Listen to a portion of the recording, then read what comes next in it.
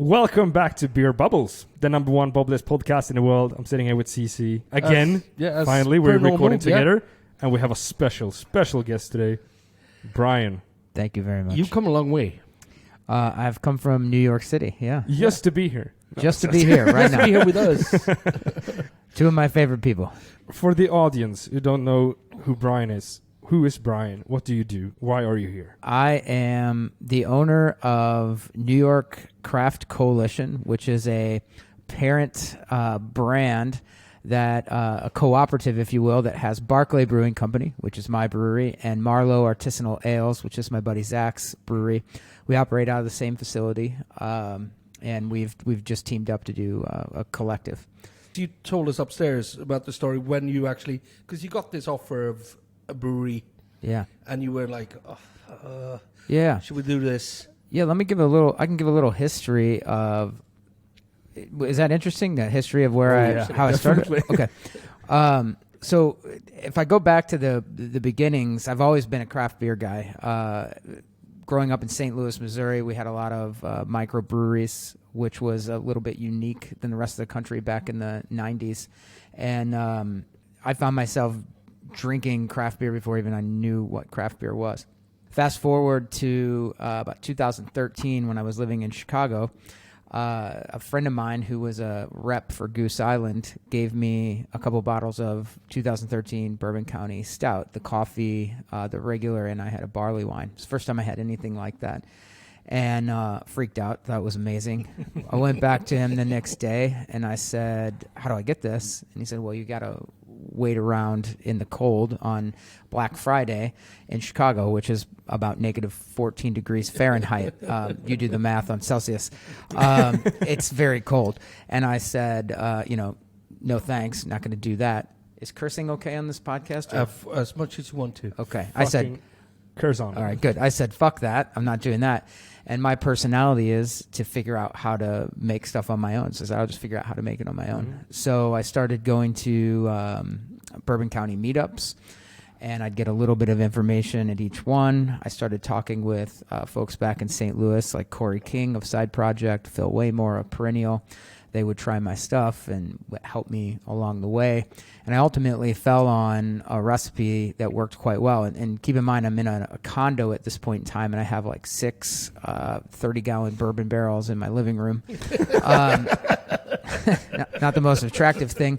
But in 2016, I took this beer that I had called Legacy to the Three Floyds Dark Lord Day. A friend of mine twisted my arm to take it. I didn't really want to. I quickly created a brewery, just used my last name, quickly made a name for the beer, and very reluctantly poured it towards the end of the day.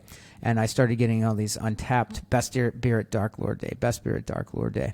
And because of that, a lot of people started reaching out to me wanting to trade copious amounts of secondary high-value beer for a couple bottles of, 12-ounce bottles of my BA Stout.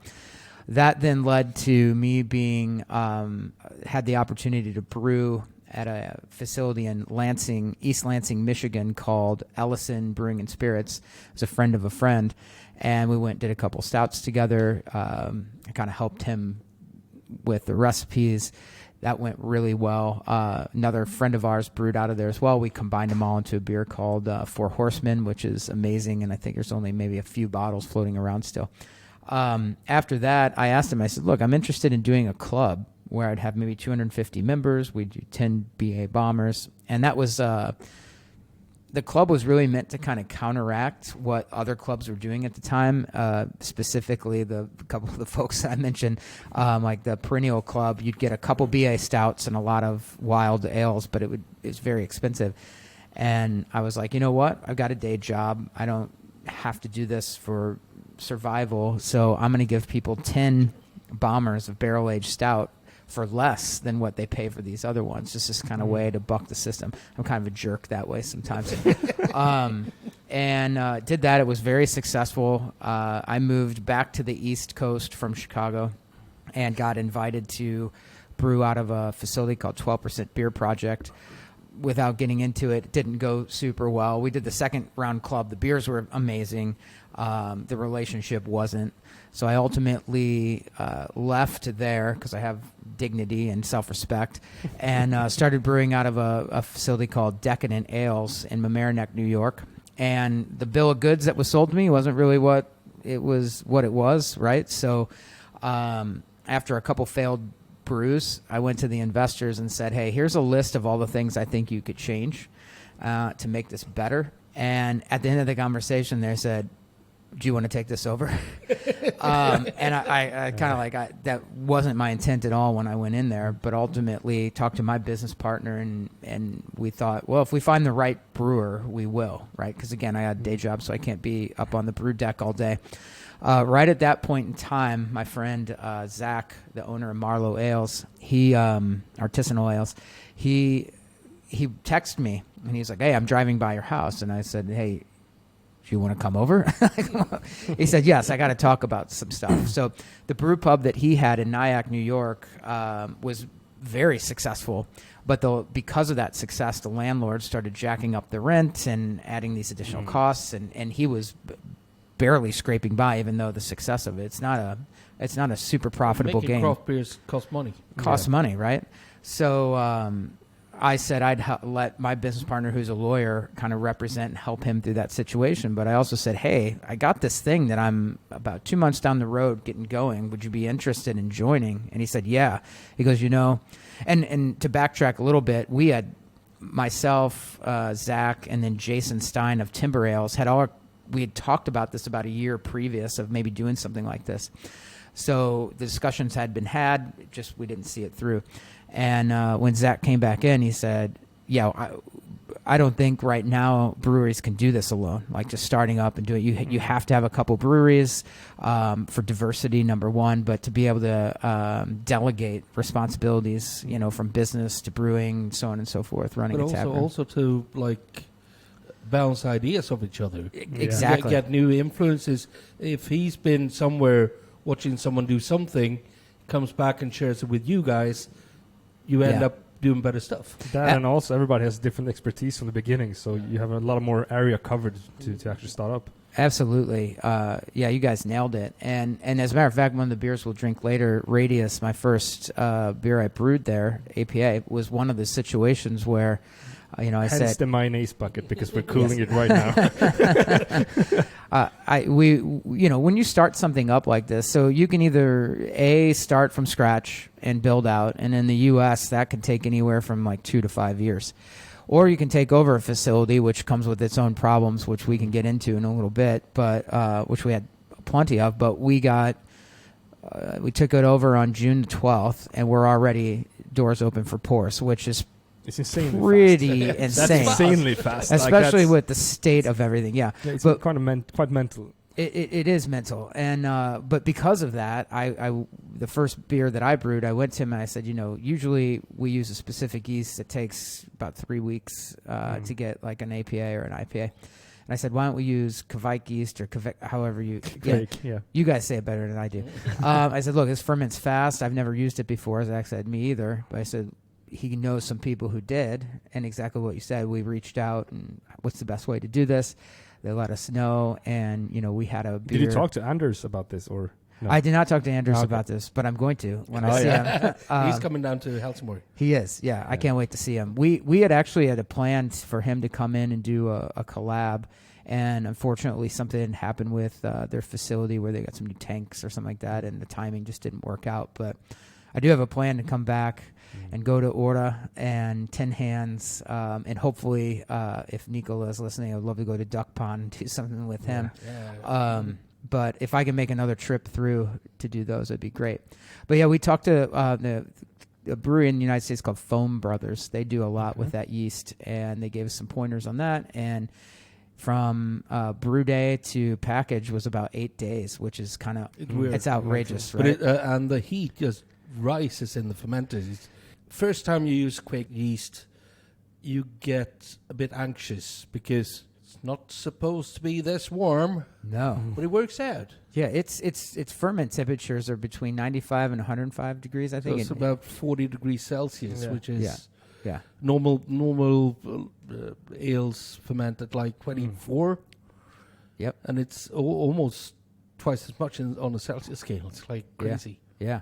Apologies to all my European friends and our stupid whatever system we use back in the U.S. It doesn't make any sense. You suck. On the other hand, all brewers in the world use hectoliters, which no one else in the world does anyhow. So it's No. Yeah. Well, we use gallons. Or barrels. Barrels, yeah. 31 gallons in a barrel. I wanted to learn like Fahrenheit and all your measurement systems, but like, why? No, I don't want to do that. Yeah, don't do it. They will learn. It was easy, like when you listen to something like a podcast about beer and they talk about, Fahrenheit and all of that shit. I'm like, I have no idea where they are right now, but like, I try to follow along. Anyways, we'll figure it out. Yeah, one day. No, don't. No. All right, then we won't figure it out. No, at some point, I trust that the U.S. will adopt the metric system that the rest of the world uses. We already are doing that with our tools. I've noticed that the majority of our tools now are metric as opposed to imperial or whatever it is. I find more doing millimeter, centimeter, so on and so forth. Hopefully these days. Yeah, hey, like we're a common language. We're exactly right. And shout out to 5 Points for a really nice. Beer. We're having a really nice. Can't drink a beer without saying what it is. Proper real ale, which is the best bitter from 5 Points. Cheers! It's one of the better really bitters nice. I've had. So great job, 5 Points. But today is like an anniversary thing, so to speak, because it's a year exactly since you were here last time where we met when I was working in the bar. Was 8th of August couldn't last year. stop talking about his pour of a Schwarzbier. That's exactly right. And when I came in today, I sat in the exact same seat just to make sure he recognized me. How the fuck would I not recognize you? I know. That was really fun because you really connected last year. Yep. And I remember down at Brewskival when we were down there, you guys didn't get in. If it was because someone was too drunk or someone had beer with him or something. No, he had a beer with him. Yeah, and then Rasmus just runs into the bar and says, "Have you got the car key?" I'm like, "What? Have you got the car key?" Okay, there we are. So he went over and got a bottle of a Magnum bottle of App 12 from St. Bernardus. Yep. And you sat in the park all night drinking was that and gin. Me, Brian. That's correct. It was two guys that used to work at Bishop Arms in Karlstad. Who was there? Those two guys, and then I think Robert from Tenants. No. Yes. Okay. Robert, yeah. And then Robert from Tenants was there, and then somebody else, right? A couple of I can't remember. It's a very fuzzy night. Obviously. It was a few more people. I was not there, but I heard you had the beer out of cups from 7-Eleven or something like that. Yeah, and straight out of the bottle. I had a really delicious chicken sandwich from a fast food chicken place. place. Ate as well? Oh, nice. Yes, I don't remember yeah, that. we went into the chicken place. Oh, we did. I got a sandwich. That's why we was a bit late for the festival. No, that was the day I woke up and I fell into the wall. I woke up pissed drunk and I just fell into the wall. And I told him, turn up at the festival a bit late. I'm all right. I actually didn't drink any of the gin or any of the St. Bernardus that night. I didn't. You didn't drink St. Bernardus as well? I sipped on it, but I didn't drink it because I knew that I had to stand for 16 hours the next day for a beer.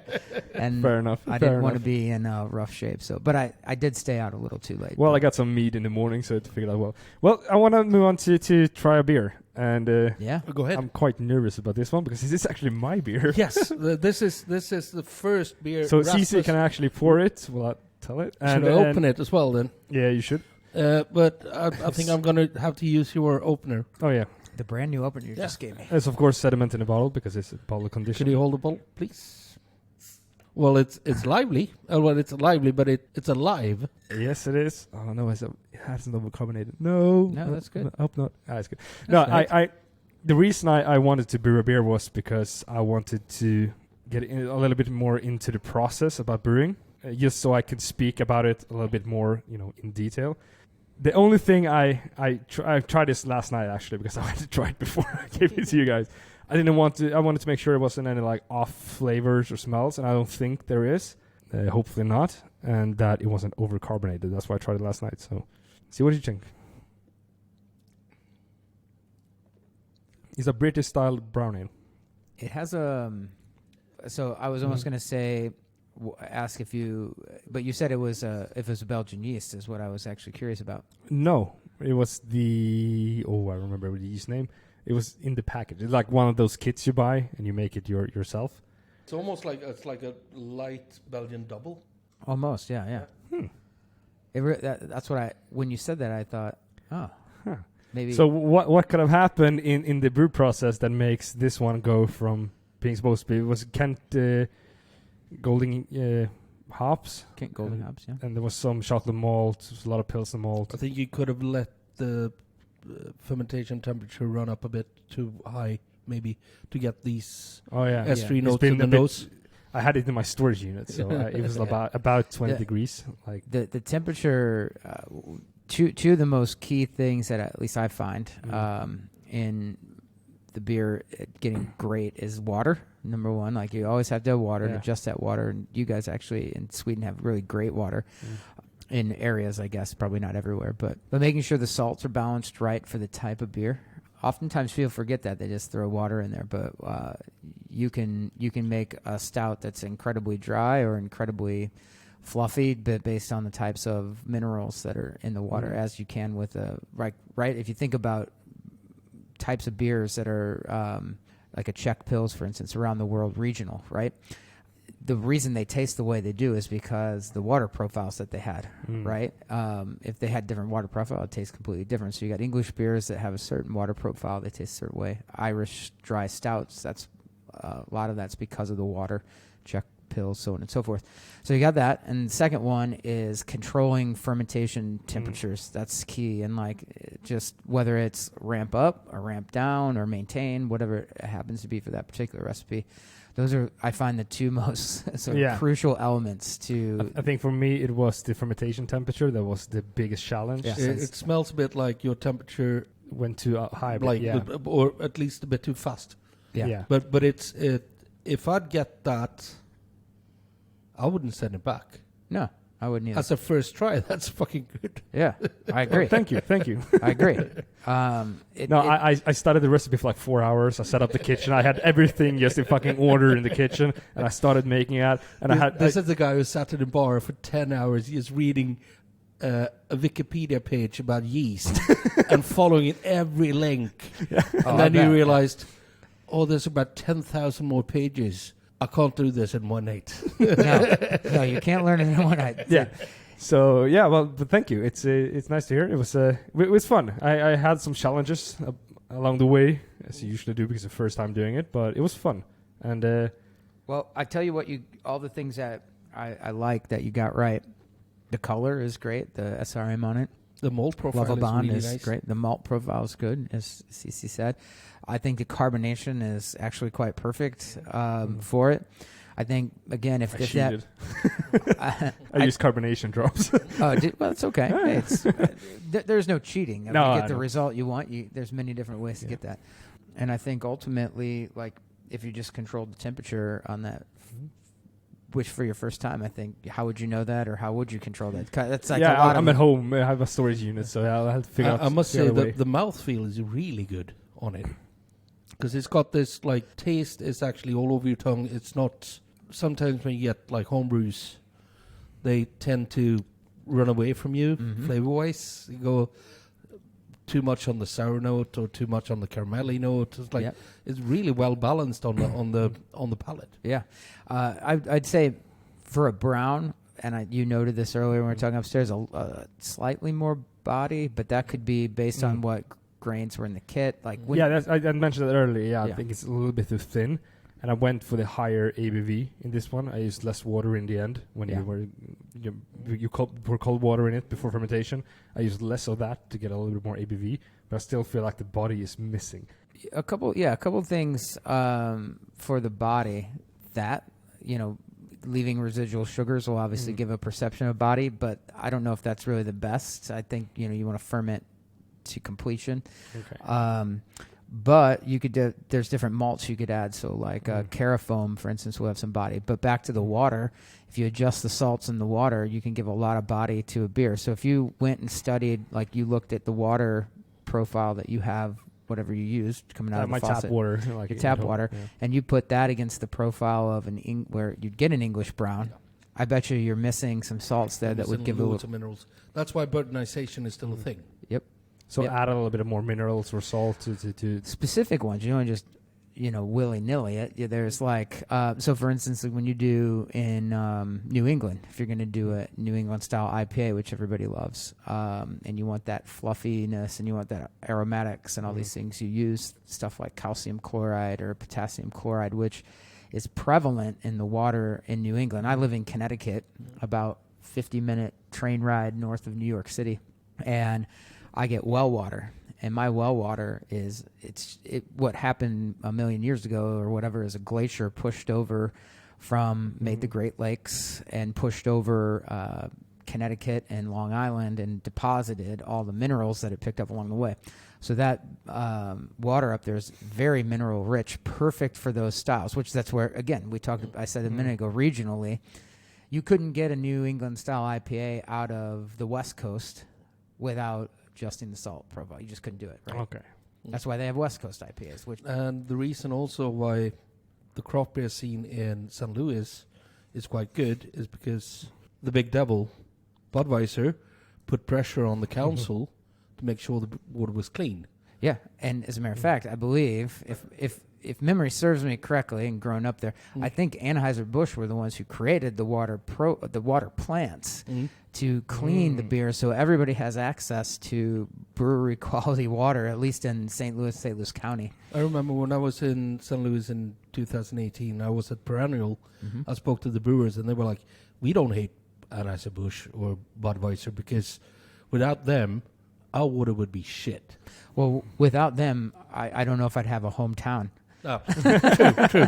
I don't hate on them at all, and I don't really hate on any macro places, to be honest. I mean, what those folks do is an incredible science and skill. To be able to produce that much liquid that tastes the same every time, that's reliable, is like I got no hate. I got no hate for them at all. It might not be the beer that I go and grab that I want to drink, but I certainly, if it's around, there's nothing else, I certainly do enjoy it. But to have that, like, as a brewer, as somebody who's here doing this every day, having that kind of consistency is mind-boggling. Whether it's fully automated or not, and even if it is, I think that's cool too, right? I mean, like, being able to create systems that can keep things in check is also a creative and artistic feat in itself. So I have nothing but love for everybody. Guys, should we take a little break? Because I need to go and get rid of some beer. Sure. Yeah? Sure. Yeah. We'll be back soon. We'll be back soon. Leave it on. That's I'll leave it on. quite a good, we'll leave it on. We'll leave it on. Yeah. Me and Brian is here. See you in a bit. See you in a bit, CC. For those who can't see, we're sitting in a cellar that amazing beers. Getting thirsty? I was thirsty when I walked in, and I was seeing, 2001 Lou Pepe Goose bottles. Oh, yeah. It's pretty amazing down here, guys. This is the fun part of working here. I gotta agree. It's a big world. It's difficult to learn about this, like how all of these different kinds of beers age, and if it's a sour or lambic or imperial stout and anything like that. But it's also, just because it's an imperial stout doesn't mean it has to age well. No. Like, so it's a very tricky process to decide what goes in and what goes not. Some things, like a Rochefort 10, like, that the Rochefort 10 is going to last about 20 years. Yeah. No worries. A Cantillon Gueuze, 20 years, no worries. Plus that, and Westveleta and St. Peter's up 12. But then you have, like, the random projects, like the Dead Man's Hand over there. Like, none of us have tried it age before, but we saw the potential, and hopefully it will get better. Yeah, or different. Something that's very pervasive in the U.S., I'm sure, and the beer communities here too, is these cellars that people have, and I admittedly have a bunch of beers as well. But folks sort of forget sometimes that, like, the brewers aged it already in terms of, like, barrel aged stuff, right? To the point of perfection. And sure, you can get some more nuance and subtle complexities over time. But I've also found that some of those can fall off. Yeah, they can definitely fall off. And then it's also about temperature control as well as when you ferment. Super important. It's was it around 12 and a half degrees? It's like a very good temperature to have to store bottles for the beer to keep that under control all the time. Yeah. And I don't know if this is true about beer as it is with wine, but keep it as still as possible, because wine really don't want to vibrate while aging.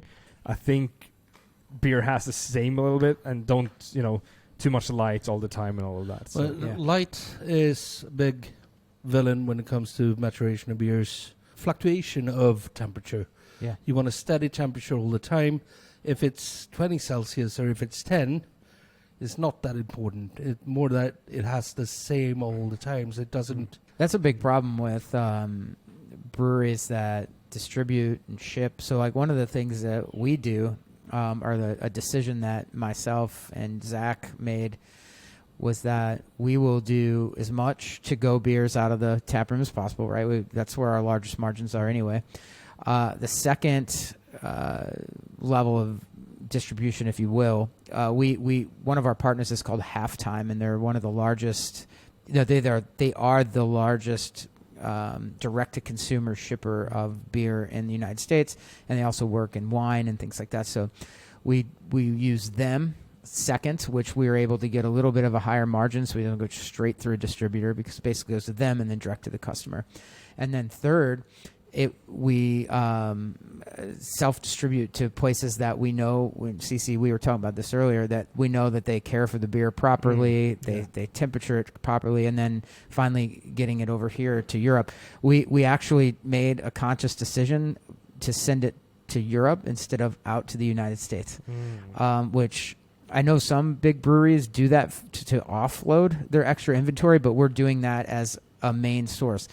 Largely, selfishly, to drive more people to our tap room to get stuff. Scarcity drives demand, right?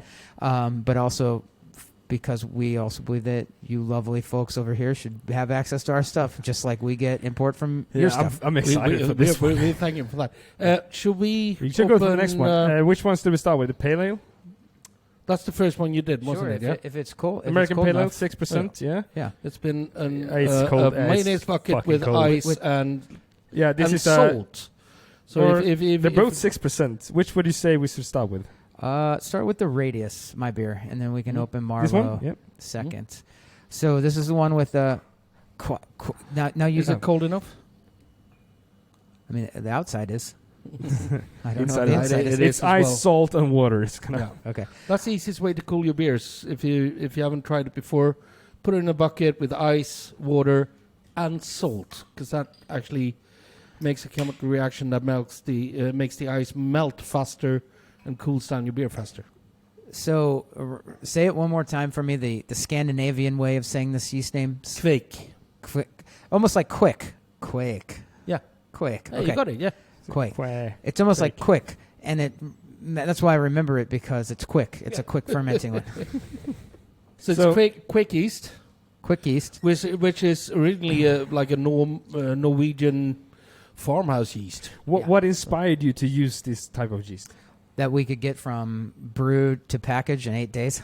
and that was the thing. Okay. And we were, at a rush to get this brewery open and start producing some revenue. So, because without money coming in, no beer comes out. That's true. So this is... I have ordered a beer company in mind now. Well, yes. I'll taste and try this. So almost like sweet and sour note on the nose, which you get from Quake, but it's not sour. It's more like a hint of tartness. Yep. Yeah. I can see that. We got this up, and again, this was the second beer we did. The first beer was brewed with William, and this one, Zach will have a lot to say about. The first beer you do, it's never going to be the greatest one, and it turns out the instructions that were left with us in terms of volume sizes and whatnot were actually off. And he was calculating his brew to what was told to us. And then actually after we got flow meters in and started measuring everything, we realized that he's got about 8 pounds of hops per barrel in that one, and that there wasn't quite as many barrels in the fermenter as originally thought. So he'll tell you that it's problematic. I think you'll probably like it. I think most people do like it. And mine was the second one that we did, so it got a little bit more dialed in. But what we learned is that we couldn't get it up to the temperature, the 95 to 105 that it's supposed to be. We only got up about 92. So I think we missed a little bit of some of those finishing flavors that it could get at that right temp. But close, but no cigar. That's for Nicola. So I think it's one of his songs. No cigar. Cheers. Cheers. You're a Millencolin fan, huh? Yeah, I'm sure I embarrassed myself last year because I was like, he was pouring beers 4 stalls down from me, and I looked down. And I'm like, is that Nicholas standing there? And I'm like a little schoolgirl. I kind of freaked out the first time as well when we went down to do an interview. Because I've known Nicola for a couple of years now, and I took him when we went down to Gothenburg trip. Yeah. We went to a lot 2020. Of breweries. Yeah, man, December 2020. I called Nicola and said, "Could we meet you at the brewery?" And he was like, "Yeah, I've got dinner with me wife, but I'll meet you before that. I've got 20 minutes." Ended up being an hour and a half or something. Oh God! We sat there and he didn't say a word. He just sat. I grew up listening to Millencolin.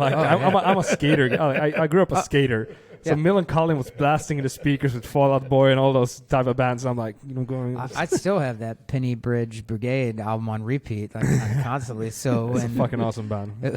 Awesome band, awesome guy. Last year when I was talking to him, I just wanted to talk about music. He kept saying, "I just want to talk about beer." You're like, oh shit. Now Nicola's a great guy. He is. He really is. Oh, that was fun. This is nice. It is. It's quite light to be light and very fruity. Very fruity. Well, that's the yeast and the late hopping. Quake yeast. And the late hopping. Yeah, and late hopping, yeah. I guess. Yeah, so we dry hop this, yes.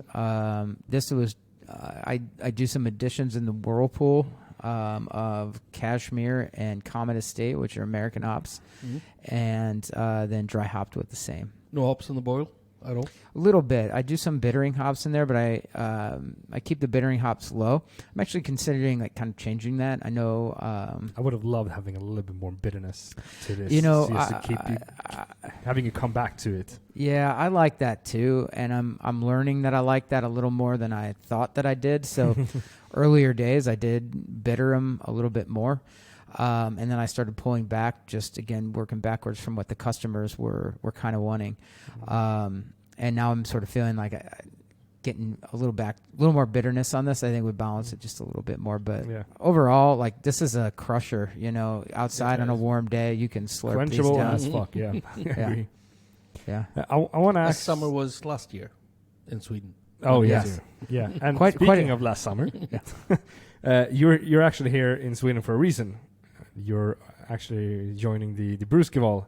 Yes, again. You're going to serve your beers again, and which is how we met last year when you were here, and we had a few days down there. How was your first experience at Brewskival, and your first time in Sweden as well? Yeah. It's the second time now, so. My second time now. So first time in Sweden, overnight flight from New York City, landed in Stockholm, met up with my buddy Heinrich, who's awesome. I've been buds with him for quite a while through a U.S. beer group, and somehow he got, it's like I guess we talk about it now. It used to be probably one of the original mule groups, and it was very exclusive. You had to be invited in and all this stuff. It was wild anyway, what kids do. But Heinrich is part of that, and I had met him, and through that, when I came over here, he met me at the train station, and he had this whole thing mapped out. We went to see the ship and the museum. I went to the palace and did the armory tours. I did the carriage museums. We did everything. I saw the little ruins and the old town that things in the wall. He had a whole wonderful tour planned for us and took me to Sushi Show as well, which is that Michelin star sushi place. It was just, I was just blown away, and the weather was perfect. Of course, it was 80 degrees and sunny every day, and I thought, well, who wouldn't want to live here? This was great. And then, of course, on the first night, he made me not sleep, so I flew overnight. I hadn't slept for 36 hours or something like that. He goes, no, you just got to push through. He goes, we have to go to Accurate, so we came here. And this is where I met the lovely Rasmus, who I ordered a Schwarzbier, and he poured it with about a 3-inch foam head on it that was, jiggling above the top of the glass. And I said, oh, my God, you know how to pour a Schwarzbier? And he said, of course I do. And this is what we do here. And I think I drank 3 or 4 of them on a very bleary-eyed, jet-lagged night. But it was great, and Rasmus and I hit it off. And then, of course, you guys were at Brewskival. Made our way down there. You had some beer problems as well, I remember. I did have some beer problems. They arrived hours before you would go start pouring, or not even hours. No, when it started. When it started. Yeah. So there was a problem. We shipped with a brewery called Barrier Brewery Company out of Long Island, and we shipped with them this time. But because of all the COVID logistics stuff, somehow like all these U.S. beers went missing, and literally couldn't find them. And we're talking about like, I sacrifice a lot of revenue potential by putting BA stouts in festivals, but that's what I'm known for, so I want to share with folks. And I mean, we were talking about like US dollars probably per keg, $800 to $900 revenue kegs, and I had like 6 of them. That's a lot of money. Just quite a lot of money. Disappear. Right. We did have 2. I did have 2 IPA keg, or 1 IPA keg on, and because it was sitting in such hot temperatures, Europe was an oven last year, I had to dump it. I couldn't even serve it at Brewskival because it was so bad. But it literally showed up at 12:05, and the festival started at 12. I was hooking kegs up, pouring beer while people were coming. And you in. were alone as well. And Heinrich was with me the first day, thank God. The second day, I was by myself, but now we'd knock the dust but off also of it. there was quite a lot of volunteers who helped out. Yes, the volunteers there were amazing. Just ready to jump in, and you need to eat something, piss off. Yeah, I'll take care of it, yeah. worries. And I'd come back and I'd kind of sneak around back and make sure they were doing what they're supposed to do, and they just nailed it every time. I wouldn't expect any less from any Scandinavians. They follow the rules, which is something I really love about this area. And this is when I tell people, they're like, well, what's it like in Stockholm? What's it like in Copenhagen? I'm like, the one defining thing I say is, well, they got a rule like don't break it. You got a lot of programs, you got a lot of great things, you kind of got a lot of freedoms that even other areas don't have. And one thing I note to folks is everybody waits at the stop sign, at the stoplights across the street, even when there's not a car in sight. And they just patiently wait and then cross the street because it's like don't break things. And so you can sort of rely on folks in other areas to kind of don't break things. They follow the rule. They say, hey, tell them this, tell them that. And boy, every time without fail. Something, I don't really call that obedience. I call it respect, respect for, the things that you have. And it's quite nice. It's very pleasurable. It's not like that in America. No. Red light, suggestion. Yeah, piss off. Suggestion, yeah. I got hit by a car. Poor me. So you're back now for the second time.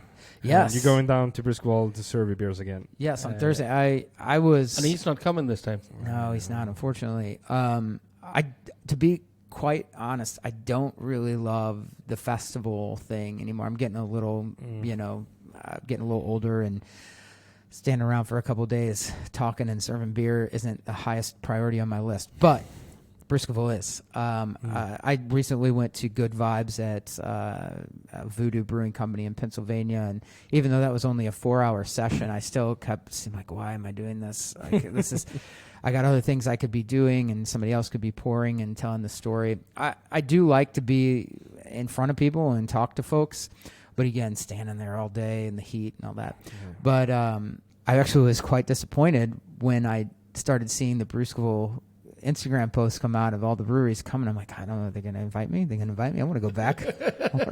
Yeah, because I asked you about this earlier. It took a while before I saw Barclay showing up on that. And I'm like, exactly. I reached out to a friend of mine, which probably everybody knows, Dan Burke. Yeah. Everybody knows Dan. And I said, Dan, are all the invites out? Like, I didn't get mine this year. Do you think Marcus is going to let me come back?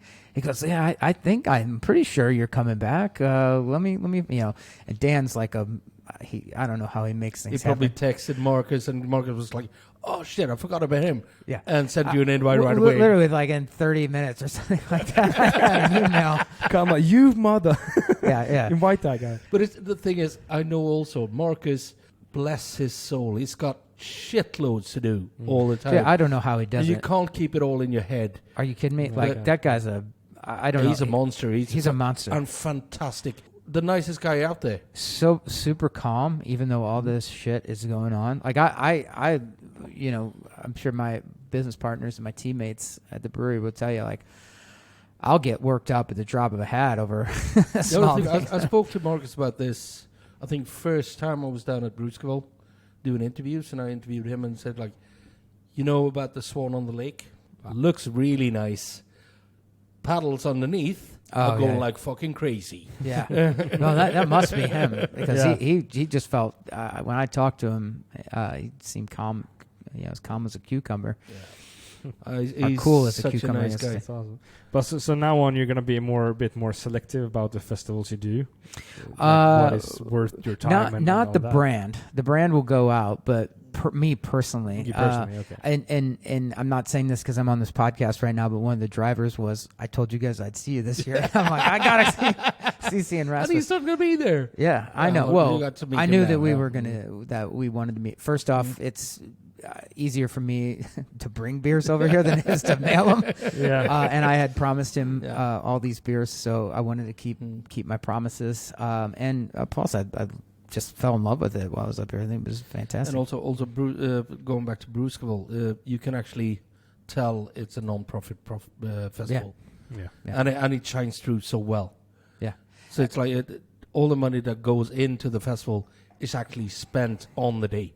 Yeah, totally. That's amazing. And even a bit more, but like... Yeah, totally. And it was so perfectly like every moment of it was curated perfectly. It's amazing to me how he's able to pull all that off and brew and keep a business running and all this stuff. And make the relationships to make it happen. Oh, yeah. Oh yeah. Definitely. It was great. And also a shout out to Pub Nessie, which is the central spot there. Where there's going to be a karaoke on Saturday. Yes. On Friday. Sorry, Yeah. it's Friday. Yeah. Pre-party Thursday, karaoke Friday. That place is a special. I should little change the gem. karaoke Friday to CC's evening, I think. Oh, yeah. Now that was kind of cool last year when we sat there on the Thursday. All the brewers came in, and me and Issa was starting the owner. We were like sitting talking about. Oh, and she said, "It would be so much fun if we could have a karaoke for all the brewers." And I'm like, "I got a karaoke program in my computer. I was the one who started karaoke in Sweden. Let's do it. I got microphones. I've got all the connections. a I can do blast. everything." And we just did. So it's going to be reoccurring this year. This is not going to come out before the festival, but you missed something. Yeah, she was great. I'd never definitely. met such a wonderful couple who are just there to make everybody's life good and happy. And I think I probably sat there and talked to them for most of the time. That's a power couple. And They are Nico in the really- bar is Yeah, fantastic Nico as in the well. bar, Yeah. Yeah. But that's a power couple. They really make sure that these days at Brewskival is fucking amazing. Yeah, It's really nice to see. Should we try the next beer as well? Yeah, same. I've got one of those days when everything just runs through me. I'll pour. Even though I've you eaten go, all Pete. day, it doesn't really matter. But We'll keep Well, running. I'll let Before you we- pour it, and I'll. Before we do this, overall impressions, like It's yes, very nice. Yes, no, good. Yes. I'd say yes, but I'd love a bit more of a Bitter. Bitter. Yeah, exactly. like aftertaste that brings you back to the beer. But it's a gorgeous Because beer, and on a summer's day, I'll drink it all day long. Definitely. And Or when you a have short that, day though, 6.5%. But I think that bitterness can also carry the fruitiness way further than it does now.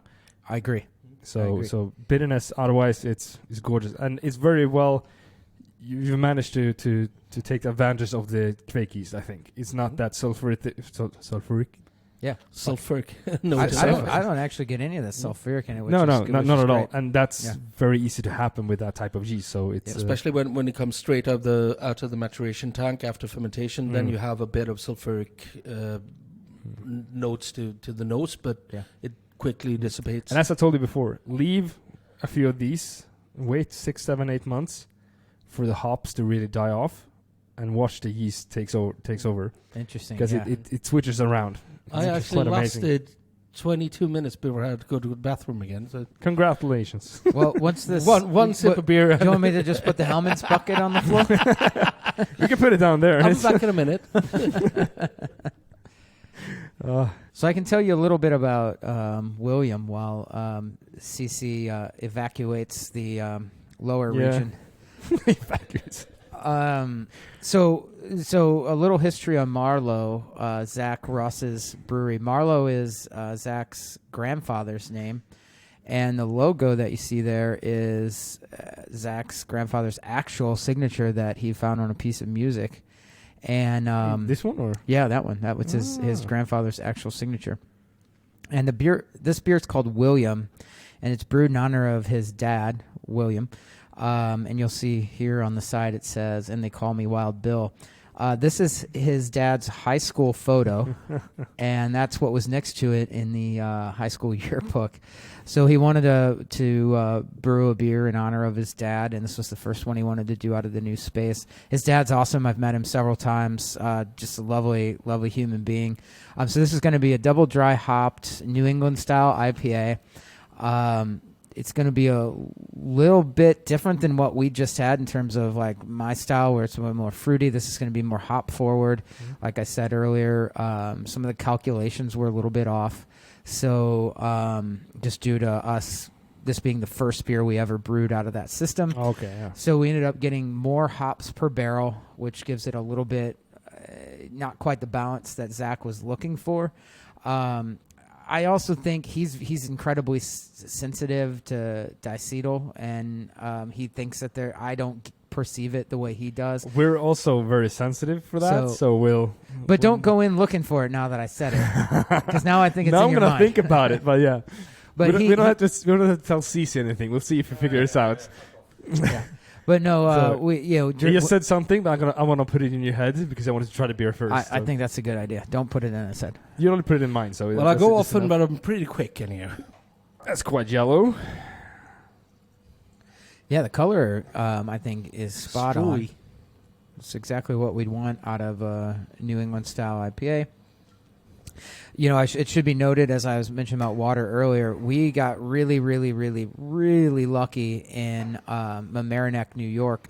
All of our water is fed from the Adirondacks and a reservoir up there, which feeds New York City, and it's some of the best water in the world. I don't know if it doesn't win the awards that Swedish water does, but it's an incredible brewing water. So I think, you know, what you get out of it in terms of our being able to control the body, control the aromatics, control all that stuff is it's pretty amazing. Cheers. Sancha.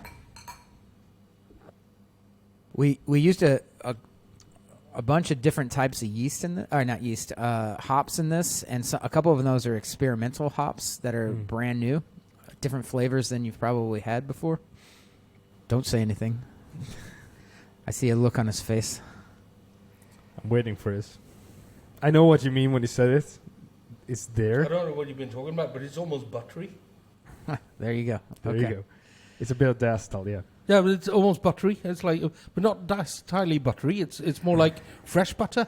Yeah. Because diacetyl is like rank, like this rancid butter that's been standing out for days. Yep. This is more like, you got almost like a... The butter in your sandwich. And yeah. So I did okay then. And I'm not all about. I'm not just. So he was mentioning his partner Zach was feeling diacetyl. But now that you say that, CC, and I agree with you because I don't pick up the diacetyl in it. He does, no. But I'm wondering if it's this experimental hop and the combinations that. This is not diacetyl at all because diacetyl has got these rank. Yeah. It's not nice. Like almost rancid buttery notes to it, and this is more like fresh churn butter. Yeah. I agree. And almost builds to the body of the beer more than the nose. Is it oats in this as well? Or there's oats in this, yeah. Yeah. So maybe that body also amplifies the flavor of the butterness. Yeah. It amplifies that. I like it. Since the day I've had it, I said, I don't know what you're talking about. I don't get what you're... I know what you're saying. It's almost like this. It's almost like a buttercream. And it also has almost like a watermelon. Those are the other like hops, pips of watermelon notes to it. Yep.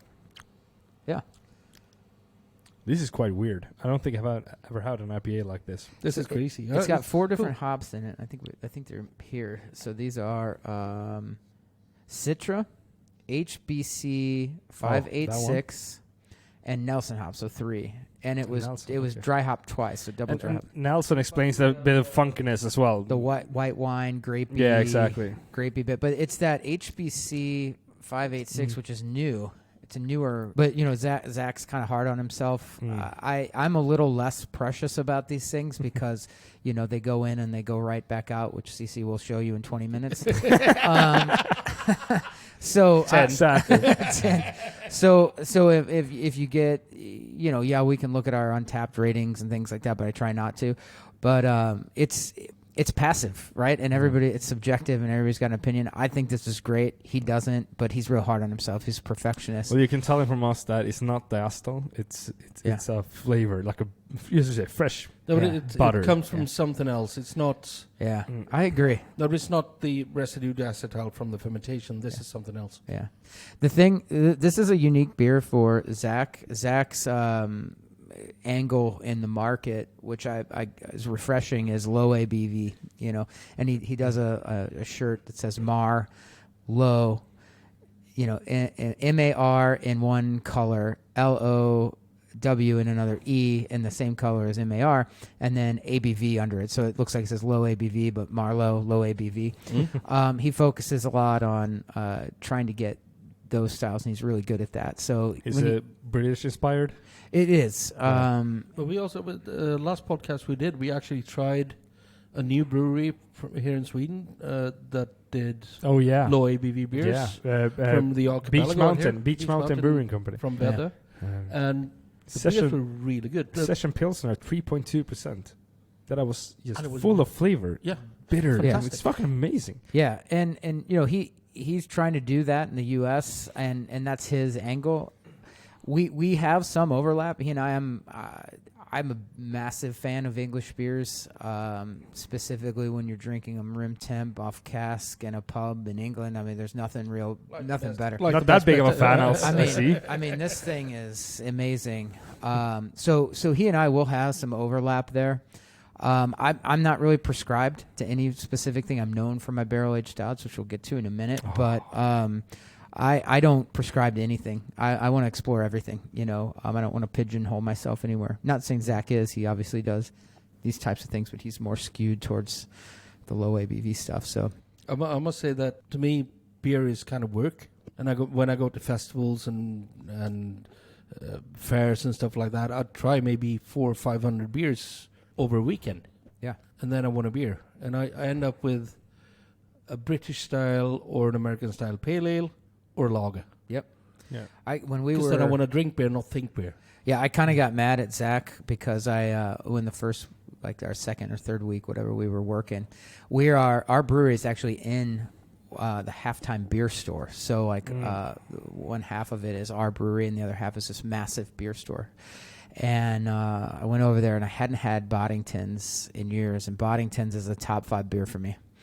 And I walked in with a 4-pack of it and I said, Zach, I want to do this. I want to do a pub ale like Boddington's. And he goes, oh, yeah, I'm going to do a pub ale too. And the very next brew schedule that came out, well, who had a pub ale on it and who didn't? Zach had a pub ale and I didn't. I was like, God damn it. Like I said, I wanted to do that. But he listened to you. But then I said, all right, I'll let him learn the system on it, and I'll just have mine. You'll have a perfected one. Yeah, I'll have a perfected all right, you sneaky bastard. Hey, you got to use what you got, right?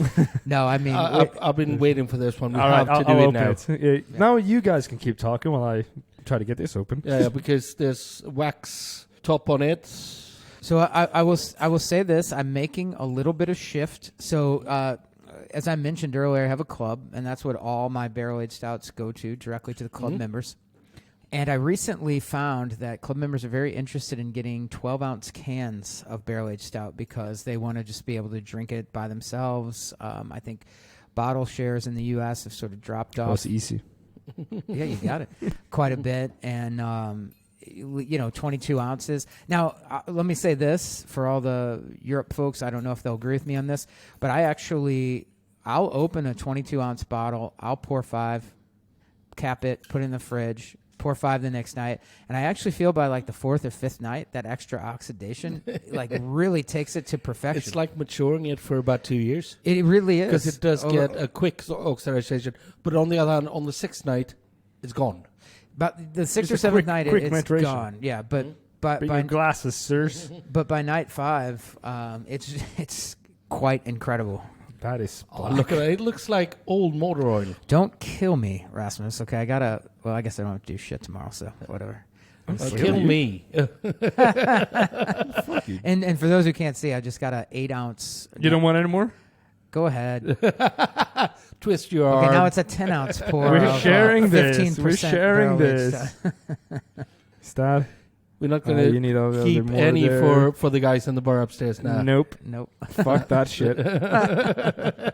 I've been waiting a fucking year to drink I'll this beer put again. Everything else to the side now. Before we You actually tried haven't this. had this beer yet. No, not this one exactly.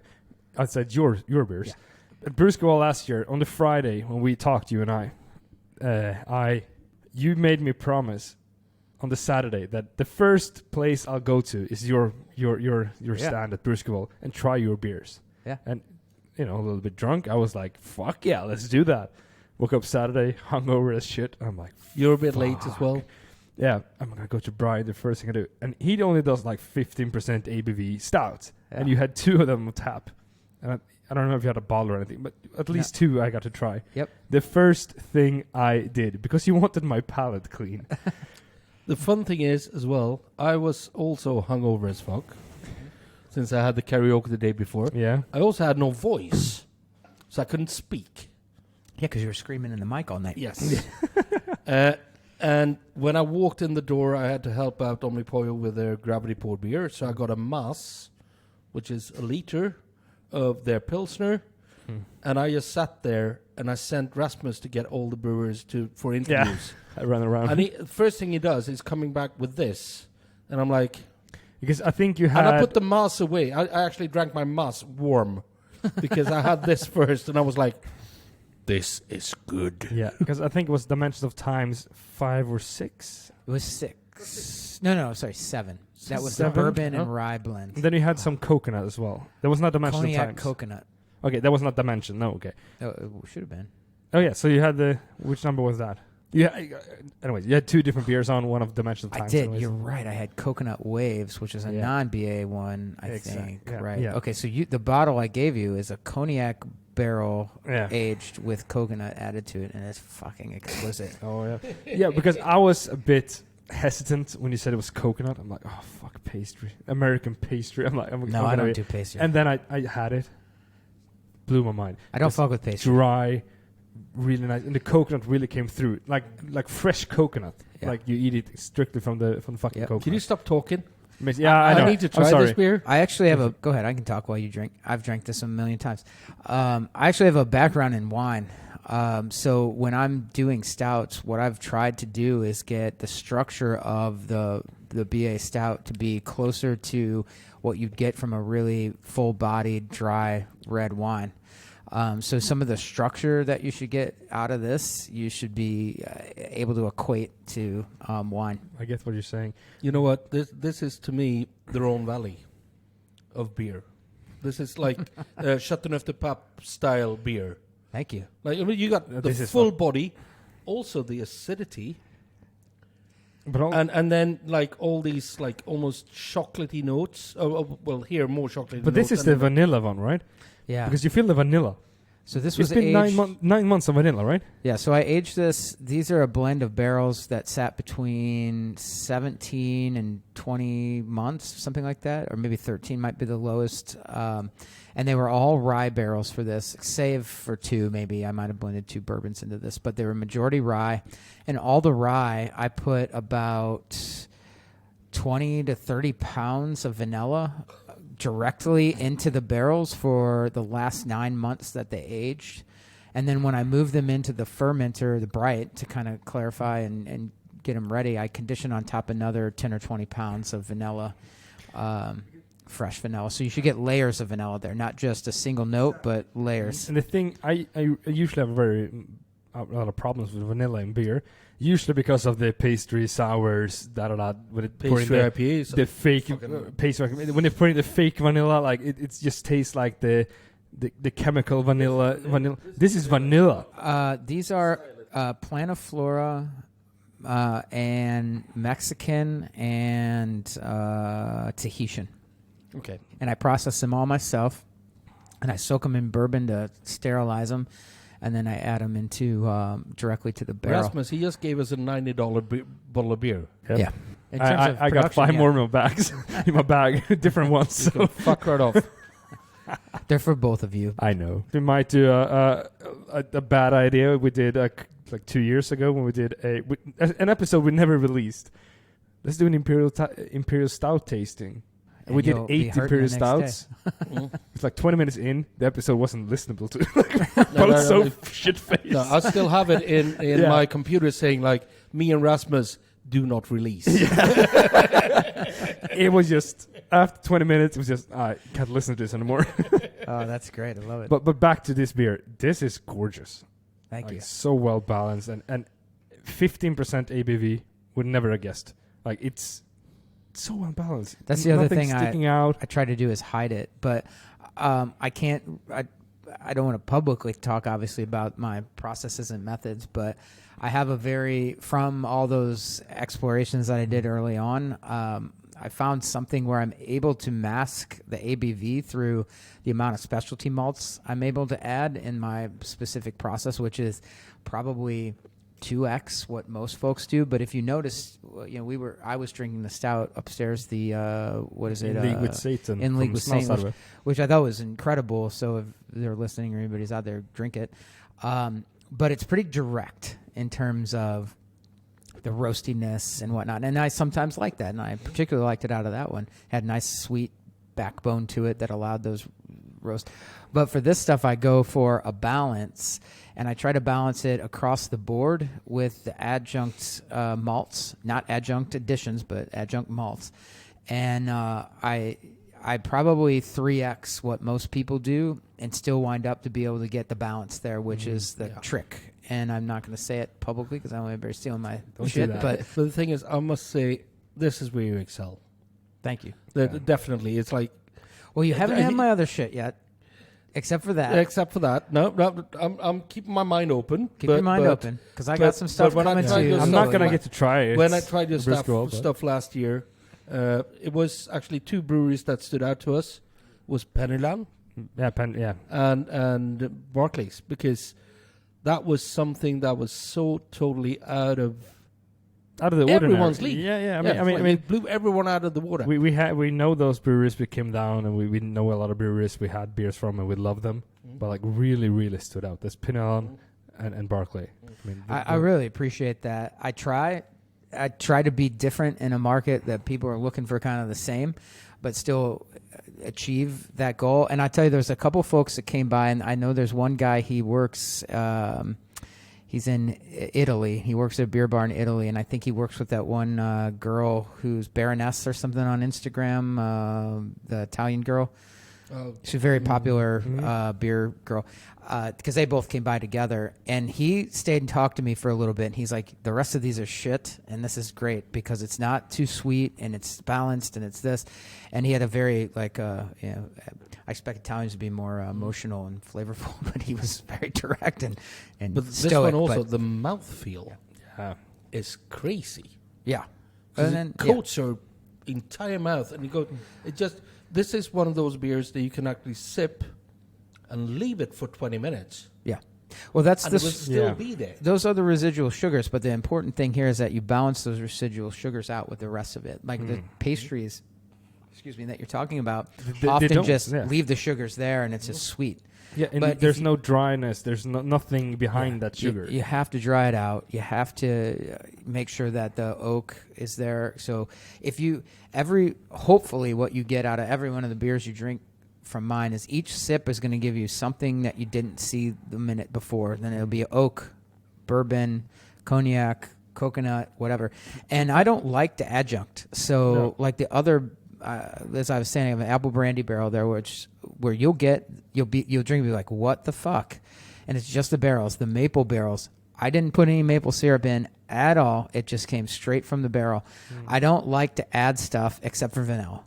I will occasionally fuck with coconut, even though I don't like coconut on its own. I think it does something fun to the beers, and specifically with that coconut cognac barrels, the nuttiness from cognac really played nicely with the coconut. But I didn't go like these other breweries. You see, like, oh, I added 20 pounds per barrel. I'm like, why the fuck would you do that? Why don't you just eat a coconut? I'm going to tell you something now. We have loads of beers from Eclipse 50/50 here. Which I love. I think this they're great. beats the shit out of most of them I've tried ever. And I think those are fantastic. Eclipse is great. 50/50 is great. They're great. But I gotta highlight something for the listeners and people who wants to drink Imperial Stouts that might not have much knowledge about it yet. This bottle wasn't cooled down, so it was straight from it's room temperature. It's room temperature, and you want to keep your beers at a temperature about. So if it's 15 ABV, you want to have about around that ABV or Celsius. Well, keep it in the fridge, but take it out like half an hour before you pour it. So I think we served this at a perfect temperature. Absolutely. It's a strong beer. It has so much complex flavors that if you have it cooler than room temperature, they won't be there. So that's a really, really important thing when drinking Imperial Stouts is check the ABV and temp it before you drink it and leave it. Don't fucking pour it down your throat. Leave it for a bit. Rather pour it at a bit more than the ABV than below in temperature in Celsius. And if I might be able to add, like, my preference to how these beers work is chill them exponentially, get them not freezing, but get them fucking cold, and then pull the bottle out, open it, let it warm up, and give yourself a little taste it cold so you can see the difference. But because then you get the oxidization during the warming up process of the beer. It just fucking... It's amazing. It murders the beer. Like, I don't... As a matter of fact, my favorite one is number 7, the bourbon rye. But if you drink that cold, let's say like 50 degrees, 48, 50 degrees, you're like, okay. Yeah. But when it gets to room temp, you're like, holy fuck, what happened? And to watch that change is really interesting. So I chill all the bottles, and then I bring them out, and I let them sit until they get warm. I remember when I was down in Tampa, and I spoke to the guys at Cycle, and I tried the 5 series, which they did with 5 different kinds of coffee from 5 different continents. Yep. And they thought, this is going to be a great idea because people are going to buy 5, compare them, and people bought 1 and thought, oh, well, it's good. It didn't sell at all. But I tried them like this, side by side, and they're 5 different beers in such fantastic ways because Cycle does some They're amazing. Pretty amazing Imperial Stouts. What they were pouring last year, by the way, number 2 or whatever, like Hutch, who I became friends with last year. I used to get Cycle back in the day, and then I felt like it slipped a little for a minute. But the shit that he was pouring, and I went over, I said, you're back. I mean, this is amazing. I was just blown away. And I think those guys are great. I don't know the owner specifically, but Hutch was great. I've always loved their beers. I don't have any, everybody does their thing. I don't think I have any more like anybody across the globe where I drink something and I'm like, bleh, I think. And the thing is also, when we talked about strength and flavors, alcohol is flavor's best buddy. Yeah.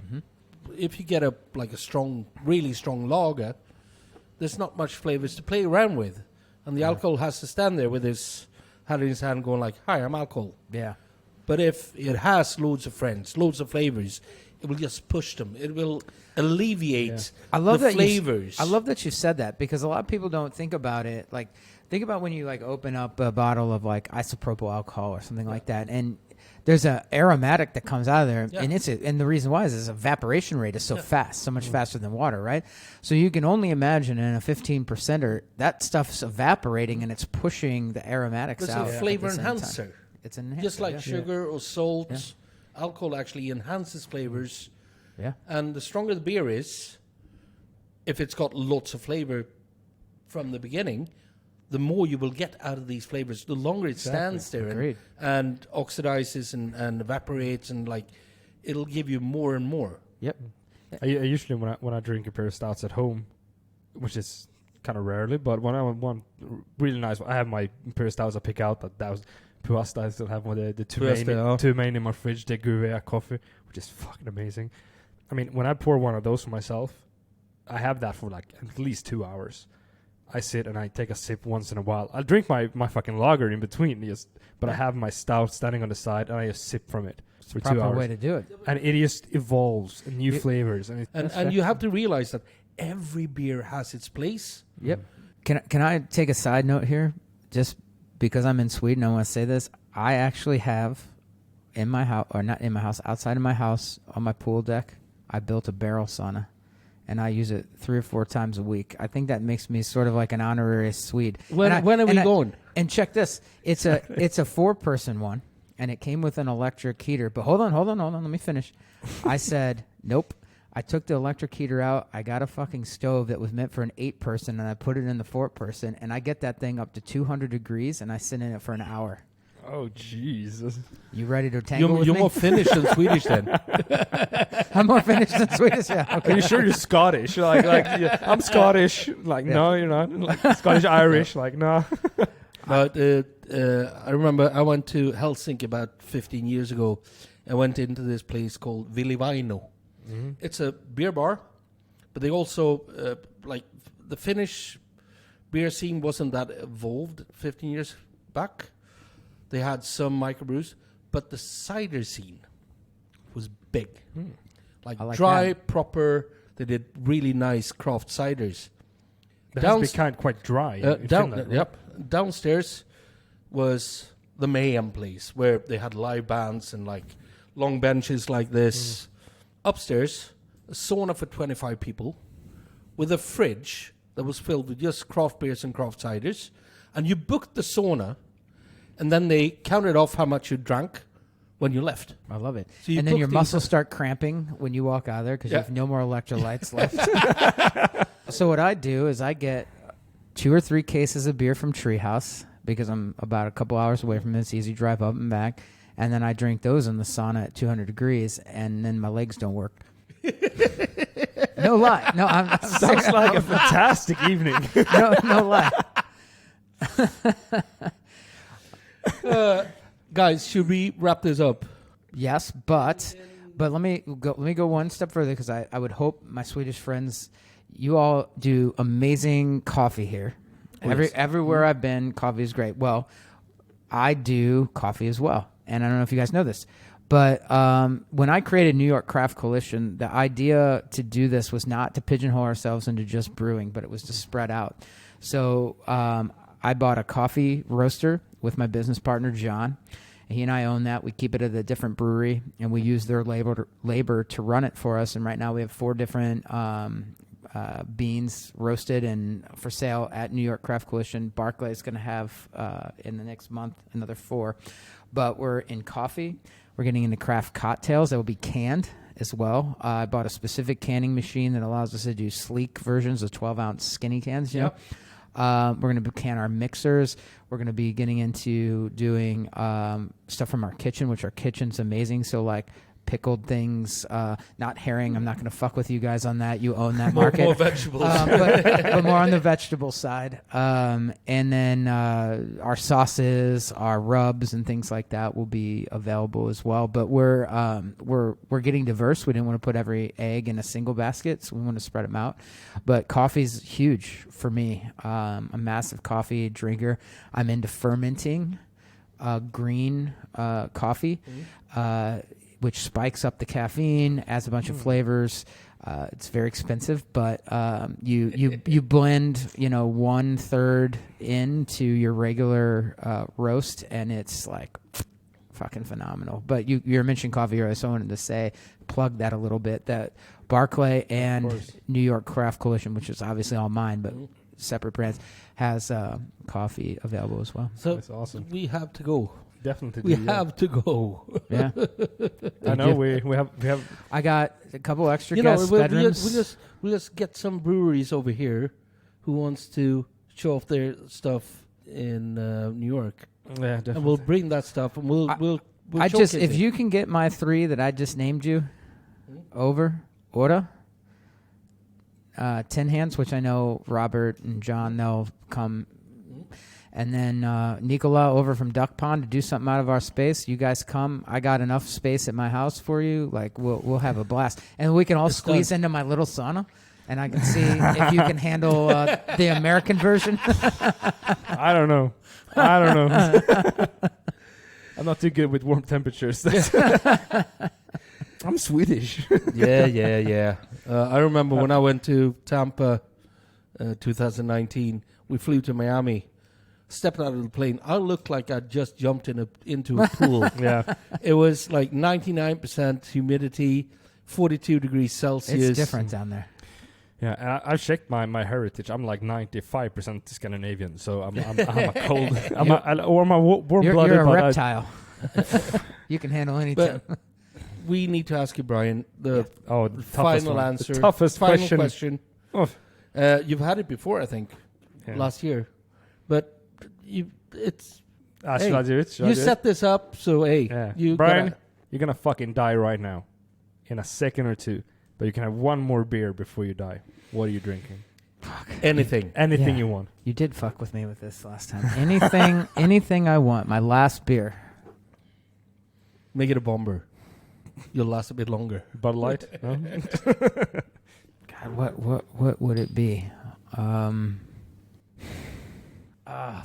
You guys are assholes. You're welcome. This is the best question of the entire podcast. The podcast is always nice, and then you end up with like... I know what it is. I would have a side project for Gabe. For Gabe is a blend of barley wine and stout, and it's probably... I'm a big side project fan. I love the stuff that Corey does in terms of dark beers, and... That beer came out a few years ago, I think 3 years ago now. It goes for about $600 secondary, but I managed to trade for it quite frequently. And I have a whole refrigerator full of it. And it's probably my favorite beer that they did. It's on a different plane, and it feels alien. It's so different and good. You know what? You got to keep one of those bottles. For you. For when we come around. I will. Absolutely. We'll bring some fun and stuff I will over as well. It'll blow your fucking minds. I promise you. It makes this look like, I don't know, like you just... not sure about that. Like but it came out of a 7-Eleven Slurpee. Good luck for him. I promise. Good luck to him. Nothing else you want to plug or anything? No, We have a hashtag. Sorry, one more plug. You said I had one more plug. Our hashtag for New York Craft Coalition is, and it's kind of cheeky, it's pretty good beer. Pretty good beer. Yeah. Our hashtag is drink better beer. Yeah, that's why we'll pull both of that. And also, before we can say that, we have one more thing to say, of course, which we haven't said yet. Follow our social medias. Yes. Check out our Patreon. God damn it, we have a Patreon. Yeah, we have a Patreon. Yeah. And we have a web shop. Exactly. Where you can get stuff with our ugly mugs on, with drink better beer on it. On your ugly mugs. So you can actually get your coffee mug with our ugly mugs. Exactly. Yeah. So now, CC, you can roll it off to the sunshine. Guys, whatever you do, drink better beer.